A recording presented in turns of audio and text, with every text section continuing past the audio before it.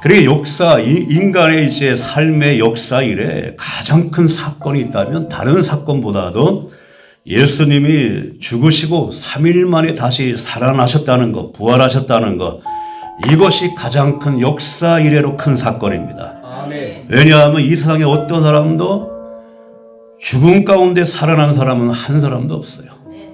안 죽기 위해서 몸부림을 쳤지만 다 죽어버렸어요. 아멘. 경주에 가면은 우리나라의 왕들의 무덤을 보면 굉장히 커요. 그대로 있어요. 아무리 왕도 무덤에서 살아난 사람은 없습니다. 그리고 이제 이집트에 가면 그 피라미드 크게 돼 있는 거, 그 안에 아주 시체가 있는 건데 그대로 있어요. 진시황 같은 경우는 이제 살아날 것을 바라보면서 자기가 무덤에 묻힐 때에 8,000명의 그 병사들, 어떤 사람은 진짜 사람을 묻었다는 사람도 있고 그 모양을 만들었다는 사람도 있고 8,000명의 그런 병사들과 이제 마차와 전차를 같이 묻어버렸지만 살아나지 못했습니다. 그대로 있어요. 모든 사람들이 다 죽음을 향해 가고 있기 때문에 죽음 앞에서는 사실 기대감이 없고 절망이고 좌절할 수밖에 없습니다. 그런데 예수님은 이 죽음으로 끝난 것이 아니라 죽음의 무덤을 여시고 다시 죽음을 이기시고 살아나셨습니다. 아멘. 이 예수님의 이 살아나신 이 부활을 어떤 사람은 예수님의 교훈이 살아나고 예수님의 가르침이 살아나고 사상이 살아났다 이렇게 얘기하지만 그것이 아닙니다. 예수님의 이 몸이 신령한 몸으로 바뀌면서 다시 살아난 거예요. 우리가 주보에 보시면 맨 위에 고린도전서 15장 3절 4절 읽겠습니다. 시작. 성경대로 그리스도께서 우리 죄를 위하여 죽으시고 장사 지낸 바 되었다가 성경대로 사흘 만에 다시 살아나사. 아멘. 따라서 읽을까요? 성경대로. 왜 이 말씀을 강조하냐면 예수님이 이 땅에 몸으로 오실 것도 미리 성경 말씀에 예언이 되어 있습니다. 어느 곳에 태어나실 것도 예언이 되어 있어요. 어떻게 죽으실 것도. 그래서 성경대로라는 말을 쓰는 거예요. 성경대로 베들레헴에 이제 마리아의 몸을 빌려서 베들레헴에 나셨고 나사렛에서 이렇게 살아가시고 성경대로 십자가에 달려 고통을 당하시고 성경대로 다시 살아나고 성경대로 승천하시고 성경대로 다시 오신다는 겁니다. 그래서 성경대로라는 말을 쓰는 거예요. 단순히 예수님이 그냥 모든 것이 죽음으로 끝난 분이라면 그저 예수님은 선하게 살다 간 불쌍한 한 인간으로 끝나버리는 겁니다. 그런데 예수님은 시간과 공간의 제한을 받지 아니하시고 부활의 몸으로 예수님은 살아나신 것입니다. 아멘. 한 명에게만 보인 것이 아니라 우리 교동문 읽을 때 12제자에게 500의 형제에게 일시에 보이셨어요. 근데 우리가 이제 구원의 원리를 알아야 돼. 그리고 예수님이 왜 부활하셨는가? 도대체 예수님의 부활이 나와 무슨 관계가 있는가? 구원의 원리를 알아야 돼요. 왜냐하면 우리가 사실 아는 만큼 믿는 겁니다. 알아야 됩니다. 그래서 우리는 진리를 알아야 되는 거예요.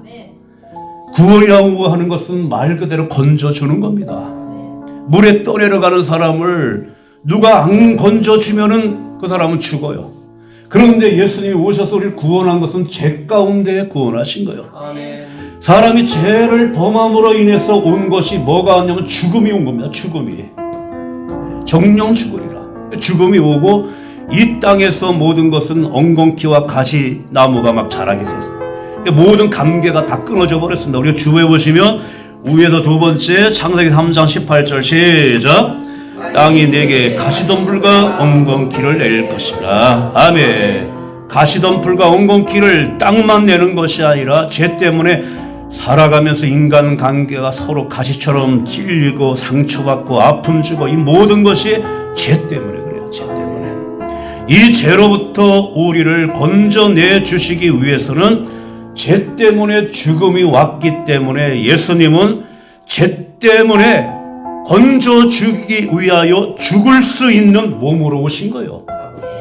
그래서 인간으로 오신 겁니다. 죽기 위해서 오신 거예요. 그 다음에 예수님이 인간이 아니라 하나님이셨다는 것을 입증해 주시는 것이 무덤에서 다시 살아나셨기 때문에 하나님이신 것을 입증하는 겁니다. 그 말이 이제 주보에 보면 어렵지만 위에 세 번째 로마서 1장 3절 4절 시작.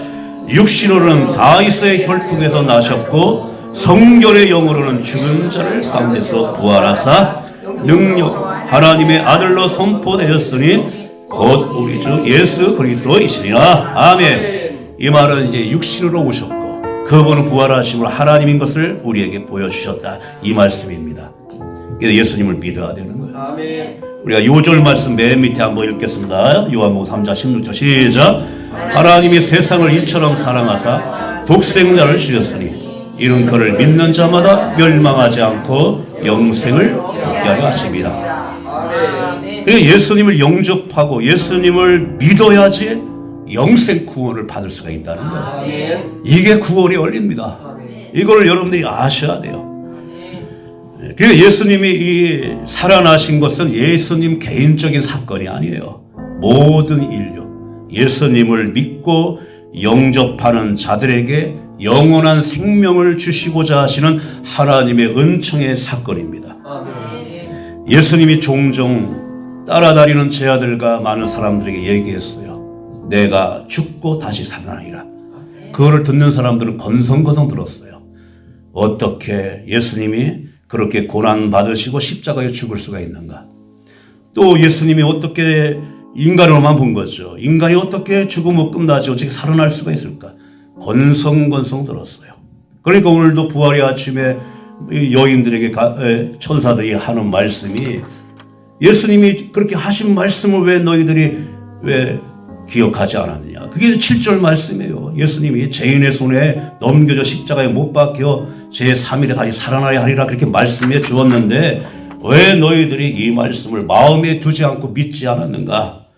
그러니까 우리는 하나님의 말씀을, 기록된 말씀을 하나님의 말씀으로 받아들여야 됩니다. 말씀을 건성건성 받아들이면 안 되는 거예요. 우리가 사실을 사실대로 믿는 것이 신앙이고 사실인데도 안 믿는 것은 불신앙입니다. 또 이 헛된 것을 사실로 믿는 것이 미신이에요.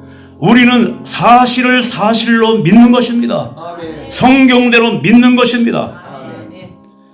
성경의 역사는요, 그냥 소설로 쓴 게 아닙니다. 성경의 역사는 사실적인 역사예요. 그래서 영어는 이거를 우리에게 말하고 있잖아요. 영어로도 이제 역사가 히스토리인데, 히스토리라는 뜻이 뭐냐면 예수님의 이야기라는 말입니다. 역사는 그렇게 이 예수님이 이 땅에 오시고 죽으시고 부활하신 것은 소설을 쓴 게 아니에요. 역사의 기록입니다. 그래서 제가 그런 말씀했죠. 예수님이 이 땅에 오신 그날을 기점해서 예수님이 오시기 전 이거를 우리는 뭐라고 얘기한다 그랬죠? BC로 얘기해요. BC 몇 세기? 예수님 이전, 비폴 크리스터. 그래서 예수님 이전.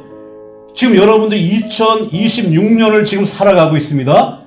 이거를 엄밀히 말해서 AD라고 말해요. 2026년을 AD라고 말하는 것을 여러분들 AD 아마 기억하시는 분들은 있을 겁니다. 안노 도미니. 예수님의 해, 예수님의 시대. 예수님이 오심으로 인해서 연도가 시작된 겁니다. 그래서 AD라고 말하는 거예요. 2026년. 그럼 예수님이 언제 오셨는가? 2000년 전에 이 땅에 오신 예수님. 그렇게 우리가 말하는 게 예수님이 오심을 기점해서 2026년까지 온 겁니다. 예수님이 나심을.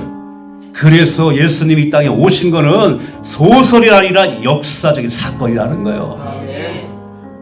예수님이 이 부활하시고 살아계시고. 근데 오늘 본문에 이제 말씀해 보면 예수님이 이제 십자가에 죽으시고 장사 지낸 다음에 3일이 지났어요. 그런데 예수님의 말씀을 잊어버린 여인들이 예수님의 시체에 향유를 바르기 위해서 이제 예수님의 무덤을 갑니다. 그 당시 무덤은 유대인들의 무덤은 우리와 달라서 크게 이제 동굴을 파가지고 시체를 그 안에 안장을 시키고 그 입구에 돌로 이제 막아버려요. 우리나라는 다르죠. 우리나라는 도저히 살아날 수 없게끔 깊이 파가지고 그냥 간지에 집어넣어서 또 못 나오게 발로 얼마나 밟아대는지, 그리고 또 이렇게 만들어가지고 또 잔디를 또 입혀놓고 삽으로 얼마나 두들겨 패는지, 나오면 안 될 정도로.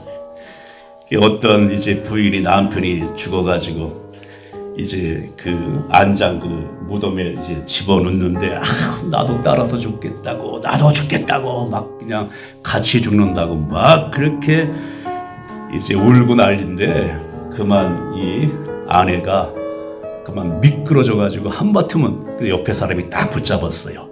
근데 아내가 하는 말이 한바트면 죽을 뻔했다고. 같이 죽겠다고 하는 사람이 한바트면 죽겠다고. 그렇게 이제 하는데, 이제 이 성경에 나와 있는 무덤은 우리처럼 그런 무덤이 아니라 굴을 파서 안장을 시키고 입구를 딱 가로막는 거예요. 그러니까 여인들이 예수님의 이제 무덤에 가면서 걱정을 한 거죠. 이 입구를 가로막고 있는 큰 돌을 누가 옮겨줄까 걱정하고 근심하고 가서 보니까 놀라운 일이 벌어진 거예요.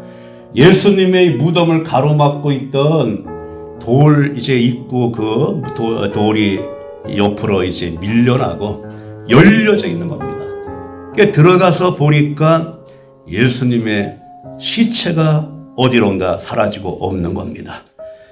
여인들이 근심하고 있는 거죠. 그때 찬란한 옷을 입은 두 사람이라고 말하는데, 두 천사가 그들 곁에 서서 한 말이 오늘 본문에 나와 있는 5절 말씀입니다. 한번 5절 말씀 한번 읽겠습니다. 시작. 여자들이 두려워 얼굴을 땅에 대니 두 사람이 이르되 어찌하여 살아있는 자를 죽은 자 가운데서 찾느냐. 아멘. 어찌하여 산 자를 죽은 자 가운데서 찾느냐. 예수님은 여기 계시지 않고 살아나셨다. 그러니까 여러분들이 오늘 부활의 아침에 여러분들이 들어야 될 음성이 뭐냐 하면, 어찌하여 산 자를 죽은 자 가운데서 찾느냐. 어찌하여 살아계신 예수님을 믿지 않고 죽은 예수님을 믿고 있느냐. 이 음성이 들려야 됩니다. 여러분, 예수님은 한 인간으로 죽은 자로 그렇게 알고 있으면 안 됩니다.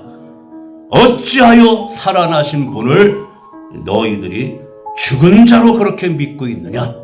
그 음성을 우리가 들어야 됩니다. 아멘.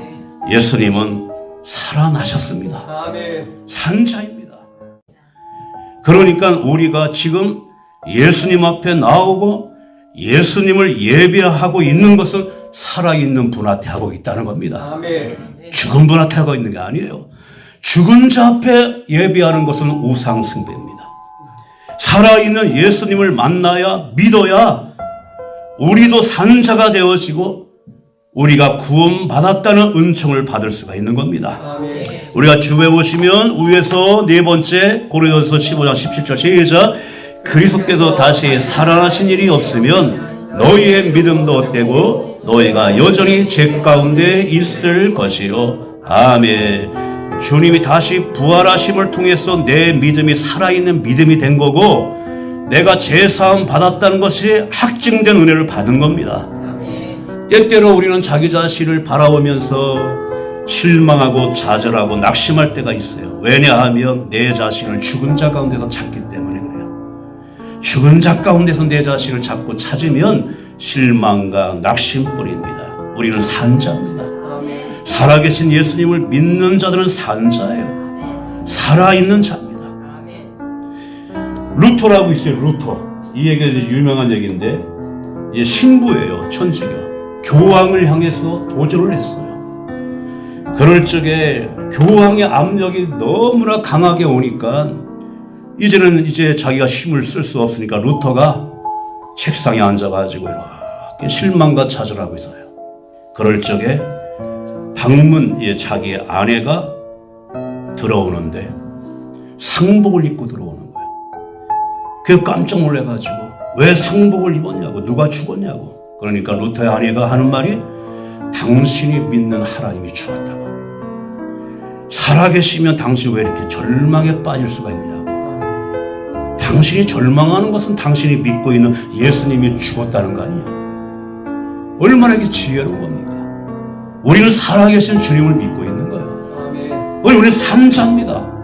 우리가 주에 오시면 밑에서 두 번째 요한복음 11장 25절 26절 시작.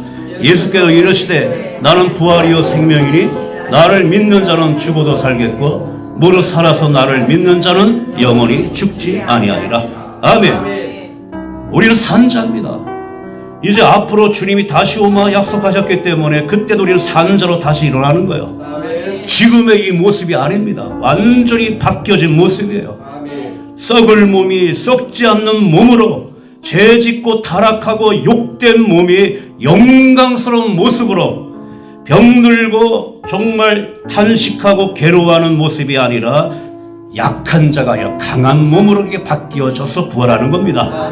주에 보시면 맨 밑에 고린도전서 15장 42절 43절 시작. 죽은 자의 부활도 그와 같으니 썩을 것으로 심고 썩지 아니할 것으로 다시 살아나며 욕된 것으로 심고 영광스러운 것으로 다시 살아나며 약한 것으로 심고 강한 것으로 아멘. 그러니까 내 존재를 어디서 찾아야 되냐면 예수님 안에서 찾아야 됩니다. 예배하는 가운데 찾아야 됩니다. 저 천국 생명록에서 찾아야 됩니다. 내 존재를. 인간이 살아가는 세상은 천차만별이에요. 모든 게 차이가 납니다. 이 사람이 배운 거에 차이가 나고 가지고 있는 소유의 차이가 나고 여러 가지 차이가 나지만 예수님이 우리를 보는 것은 한 가지예요. 네가 산 자냐 죽은 자냐. 예수님을 믿는 자는 산 자입니다. 예수님을 영접하지 않는 자는 죽은 자입니다. 예수님은 그것만 보시는 거예요. 다른 거 안 봅니다. 산 자야 죽은 자냐. 그렇다면 살아계신 주님을 내가 모시고 산자로 지금 살아가고 있다면 죽은 자처럼 탄식하고 살아서는 안 됩니다. 헛된 거 허무한 것에 매일 필요도 없습니다. 그렇게 살아 있는 자로 살아가는 것입니다. 산자로. 오늘 이제 우리가 이제 세례를 이제 받게 되어지는데 세례도 마찬가지예요. 그렇게 처음에 얼마나 고민되겠어요. 이 세례 받을까 말까. 이 나이 드셔서 이제 목사 안수 받는 분들도 그런 고민 많이 이제 해요. 목사 안수를 받을까 말까. 그런 마음 충분히 이해를 합니다. 그러나 정말 하나님께서 또한 이렇게 기회를 줬을 때 또 하나님의 은혜 가운데 받는 게 축복입니다. 제 이제 목사님 후배 하나가 목사가 되었지만 자기 동생이 신앙생활을 안 했어요. 그러다 백혈병이 걸려가지고 이제 병원 신세를 지면서 머리가 다 빠져가지고 병상에 누워 있는데 저처럼 이 가운을 이제 죽음이 임박했을 때 저처럼 가운을 입고 병원 가가지고 물을 옆에 놓고 자기 동생 머리가 다 빠진 동생의 세례를 주는 그 모습을 사진으로 이렇게 찍어서 보내왔을 때 굉장히 슬프고 감격이 되고 그런 마음이 있어요. 정말 우리가 이렇게 세례를 받는 것은 다른 게 아닙니다. 이렇게 우리가 또 입으로 시인하라고 말했어요. 하나님 앞에 성도들 앞에 예수님만이 정말 나를 살릴 수 있는 분이고 예수님만이 나의 구원자라는 것을 고백을 하면서 받기 때문에 축복입니다. 축복이에요. 이거 갈등할 필요가 없습니다. 대부분 어떤 사람들은 세례 받으면 코 끼는 줄 알아요. 제가 뭐 코 끼워가지고 여러분 뭐 이렇게 끌고 다니는 그런 적이 아닙니다. 누가 세례를 주느냐 이게 문제가 아니에요. 예수님의 그 하나님과 예수님과 성령의 이름으로 세례를 주기 때문에 누가 세례를 받았다 이 자랑할 필요 없어요.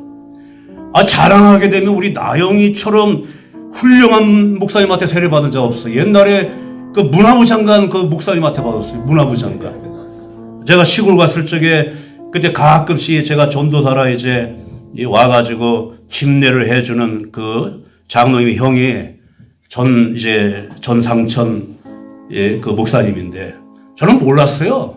이분이 누군지. 나중에 보니까 하버드대 나와가지고 옛날 그 이승만 때에 문화부 장관 하신 분이더라고요. 검색해 보니까.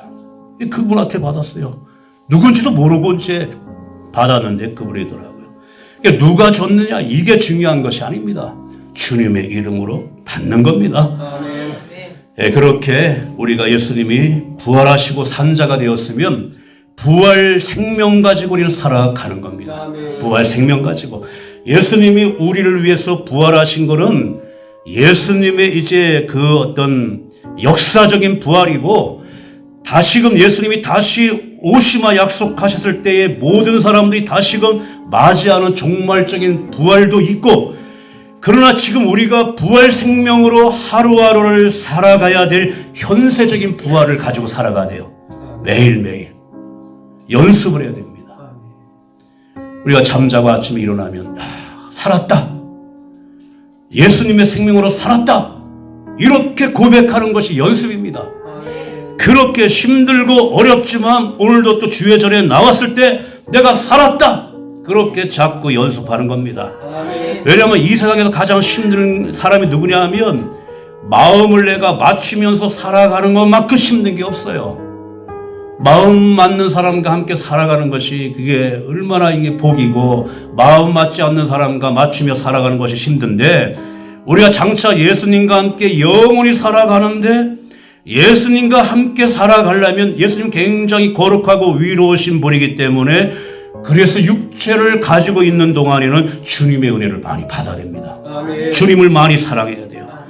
그래서 마지막 최종적인 부활 때에 주님이 볼 때 나 닮은 자가 왔다, 얼마나 주님이 기뻐하실까요? 그렇지 못하고 주님 만났을 때 늘사랑 교회 다니면서 말씀은 많이 들었는데 처음 뵙겠습니다, 그렇게 주님 앞에 처음 뵙겠습니다 하면 안 됩니다. 매일같이 우리는 신앙, 정말, 왜냐하면 내 안에 예수님이 자꾸 나가야 됩니다. 나가야 돼요. 밖에서는 굉장히 친절하게 다른 사람들한테 대해주면서 집에만 들어오면 바뀌는 사람도 없잖아, 있어요. 그러니까 항상 밖에서도 예수님이 나가야 되고 집 안에서도 예수님이 나가야 됩니다. 모든 거 예수님이 나가야 됩니다. 은혜를 많이 받으라는 거야. 우리가 이제 달도 보면은 어떤 때는 달이 초생달이 있고 반달이 있고 보름달이 있는 것도 태양을 얼마나 받느냐에 따라서 이제 지구에 가려져 가지고 조금만 받으면 이제 초생달, 중간 받으면 반달, 태양의 빛을 다 받으면 보름달 되는 것처럼 여러분들은 하나님의 은혜를 온전히 받아서 보름달 신자가 다 되어야 됩니다. 부활의 아침에 정말 살아계신 주님 때문에 부활 생명을 가지고 있습니다. 우리가 지난날의 허물은 다 벗겨진 겁니다. 신앙의 날개를 달고 우리가 어떤 형편에서든지 매이지 말고 좌절할 수 없는 존재라는 것을 깨닫고, 우리가 그리스도의 부활 생명을 가진 자들은 날마다 행복하고 만족하고 기쁨으로 살아가야 됩니다. 우리를 사랑하시고 부활하신 주님은 어떤 사랑에서도 우리를 끊을 수가 없습니다. 내가 어떤 거에 사방으로 둘러싸여 있다 할지라도 쌓이지가 않아요. 우리가 답답한 일을 당하여도 낙심하는 자가 아닙니다. 핍박을 받아도 버림받지 않는 자입니다. 살아계신 주님만 의지하면 승리할 수가 있습니다. 그러니까 우리가 이제는 다시 오시마 약속하신 주님이 가까이 오고 있어요. 이럴 때 우리는 부활 생명 가지고 주님의 은혜를 많이 받는 가운데 아름답게 단정을 해야 됩니다. 점과 티와 흠이 없는 깨끗한 성도가 되어야 됩니다. 그렇게 살아가야 됩니다. 내일 오실지 언제 오실지 몰라요. 부활 생명을 가지고 그렇게 하루하루 주님 안에서 부활 생명을 가지고 주님과 함께 더불어 복되게 살아가는 여러분 되시기를 주님으로 축원을 드립니다. 내가 의지하던 모든 일 버려두고 주님을 의지해. 내가 사모하던 모든 일 버려두고 주님을 바라봐. 주님 그 큰 사랑 내 영혼의 등불 되어 나를 인도하네.